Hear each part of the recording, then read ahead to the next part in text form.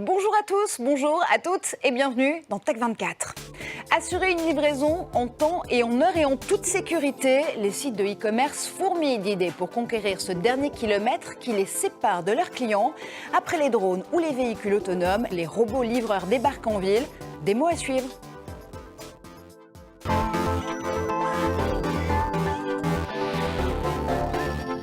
C'est le défi des sites de e-commerce et de livraison. Comment résoudre le last mile delivery? En clair, parvenir à s'affranchir des difficultés logistiques rencontrées sur le tout dernier kilomètre qui sépare le paquet ou le repas à livrer de son client.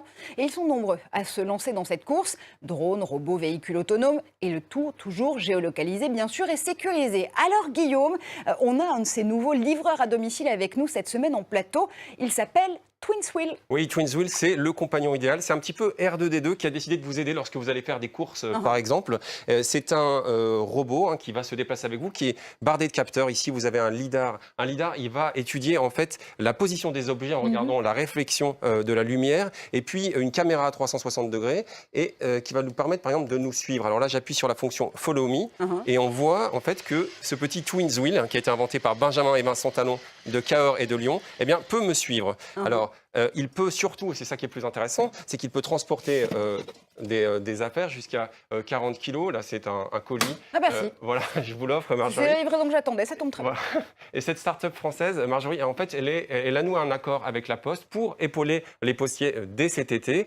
On voit bien ici qu'il y a une vraie fonction d'aide, en fait. Une vraie fonction d'aide, mais une législation aussi qui change sur ces robots autonomes, puisque dès 2020, ils pourront être officiellement sur nos routes et dans nos villes. Voilà, pour l'instant, il peut accompagner une personne, mais il n'est pas encore totalement autonome. Un robot comme celui-ci, il pourra bientôt se déplacer tout seul. C'est déjà possible aujourd'hui dans certains États, en Californie, en Virginie ou dans le Nevada. Et effectivement, la législation européenne va changer pour que, grâce à cette caméra qui va lui permettre de créer un vrai plan de la ville, il puisse se déplacer tout seul. Alors je le disais, il y a beaucoup de startups, beaucoup d'acteurs en matière de robotique qui essaient de mettre au point ces robots autonomes de plus en plus perfectionnés pour pouvoir aider les e-commerçants et surtout les sites de livraison. Par exemple, aux États-Unis, Domino's Pizza s'est allié à Starship Technologies pour pouvoir livrer des pizzas directement avec des robots. Ils expérimentent aussi d'ailleurs le dispositif en Europe. Oui, alors Starship Technologies, ça a été créé notamment par des anciens de Skype. Ça aide beaucoup dans les entreprises également pour porter du matériel. Mais Starship Technologies n'a pas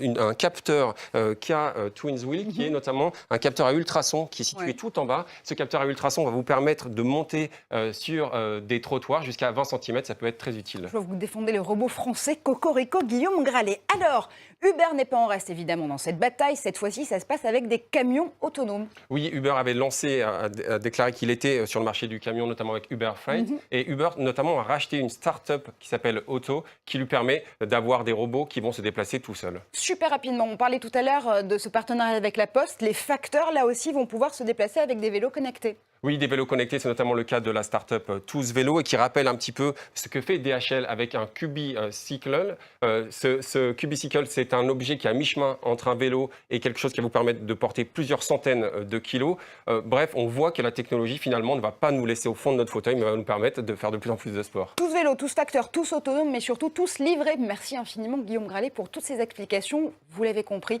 c'est la fin de cette émission. Merci à vous de l'avoir suivi. On se retrouve comme chaque semaine sur tous les réseaux sociaux avec le hashtag Tech24 et on vous dit à très vite en plateau.